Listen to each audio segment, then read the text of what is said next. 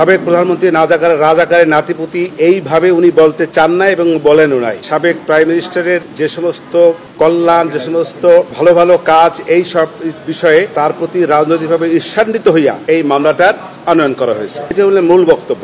আমার যুক্তিটা হলো এই, প্রথম কথা হলো যে সে রাজাকারের নাতিপুতির যে বক্তব্যটা এসছে, সাবেক প্রধানমন্ত্রী রাজাকারের নাতিপুতি এইভাবে উনি বলতে চান না এবং বলেনও নাই। আর রাজাকারকে ধ্বংস করে দেওয়া, তাদেরকে হত্যা করা, এরকম একটা প্রশ্ন আসছে এই মামলার মধ্যে। সেক্ষেত্রে আমি বলেছি যে উনি দীর্ঘ বছর শাসন আমলে ছিলেন।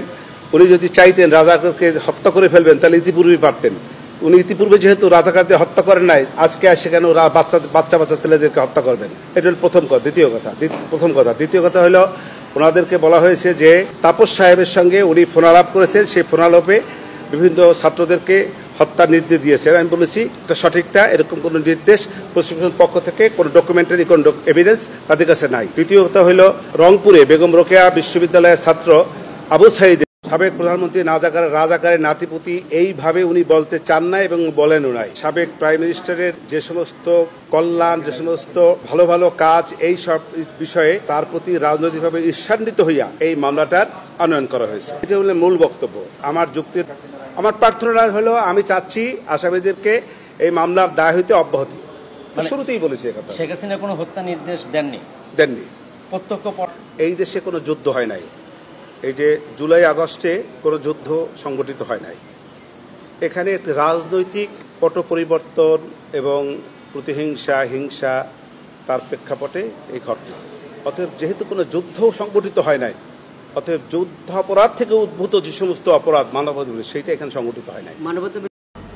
আজকে আমি স্টেট ডেপুটি হিসাবে সাবেক প্রধানমন্ত্রী শেখ হাসিনা এবং সাবেক স্বরাষ্ট্রমন্ত্রী আসাদুজ্জামান খান কামাল এদের পক্ষে রাষ্ট্রপক্ষ থেকে আনিত যে চার্জের অভিযোগ এসছে, সেই ফর্মাল চার্জ, তার বিরুদ্ধে আমি ডিসচার্জের প্রেয়ার করেছি।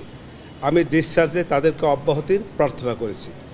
অব্যাহতির প্রার্থনার মূল যে বিষয়গুলি ছিল সেগুলো এই যে তার বিরুদ্ধে যে সমস্ত কথাবার্তা এসছে সেগুলো কল্পিত, উদ্দেশ্যপ্রণোদিত, রাজনৈতিক উদ্দেশ্যপ্রণোদিত এবং যেগুলোর কোনো সত্যিকারের ভিত্তি নাই। এবং ওনার যে রাজনৈতিক দর্শনে এবং দীর্ঘ বছরের শাসনামলে এই সাবেক প্রাইম মিনিস্টারের যে সমস্ত কল্যাণ, যে সমস্ত ভালো ভালো কাজ, এই সব বিষয়ে তার প্রতি রাজনৈতিকভাবে ঈর্ষান্বিত হইয়া এই মামলাটার আনয়ন করা হয়েছে। এটা হলো মূল বক্তব্য। আমার যুক্তিটা হলো এই,